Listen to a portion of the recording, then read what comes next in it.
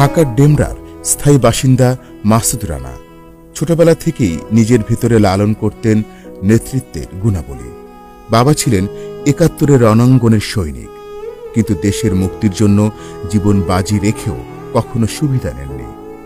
জুলাইয়ের ছাত্র আন্দোলনের শুরু থেকেই সম্পৃক্ত থেকেছিলেন মাসুদ। দলীয় নির্দেশনা আসার আগেই কেবল অধিকারের প্রশ্নে সাধারণ শিক্ষার্থীদের একত্রিত করে বৃহত্তর ডেমরা এলাকায় আন্দোলন গড়ে তুলতে নেতৃত্ব দেন। এরপর শুরু হয় লাগাতার লড়াই সংগ্রাম। সারাদিন মাঠে থেকে রাতে ঘুমাতেন এখানে সেখানে। বাড়িতে আইন শৃঙ্খলা বাহিনীর হানা আর পরিবারের প্রতি প্রতিনিয়ত হুমকিতে কলিজায় ভয় ঢোকানোর চেষ্টা ছিল তাদের। কিন্তু দমে যাননি মাসুদ রানা। মাসুদ রানা বৃদ্ধ বাবা মায়ের একমাত্র সন্তান। উচ্চশিক্ষা শেষ করে এখনো বেকার। চাকরির বাজারে আওয়ামী সিন্ডিকেটের কালো থাবা, তাই তিনি ছিলেন হতাশ।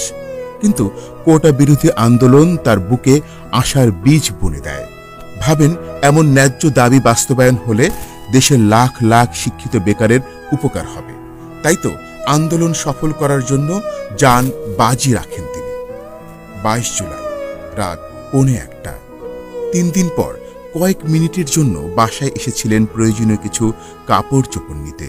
বাসায় প্রবেশের ২০ মিনিটের মধ্যেই সেখানে হানা দেয় খুনি হাসিনার হানাদার বাহিনী। তার পরের ইতিহাস নির্যাতন, নিপীড়নের ইতিহাস।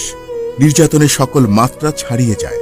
ক্রস ফায়ারে দেওয়ার জন্য অজু করিয়ে কালিমাও পড়ানো হয়, কিন্তু সেখান থেকে বেঁচে ফিরেছেন ভাগ্যক্রমে।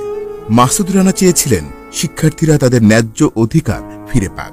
সে কারণে লড়েছিলেন প্রাণপণে, কিন্তু শেষ পর্যন্ত মাঠে থাকতে পারেননি।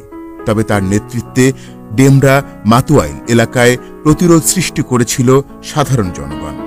এই মাসুদ রানাদের মতো অসংখ্য ছাত্র নেতার অনবদ্য ভূমিকার কারণেই দেশ স্বাধীন হল দ্বিতীয়বারের মতো।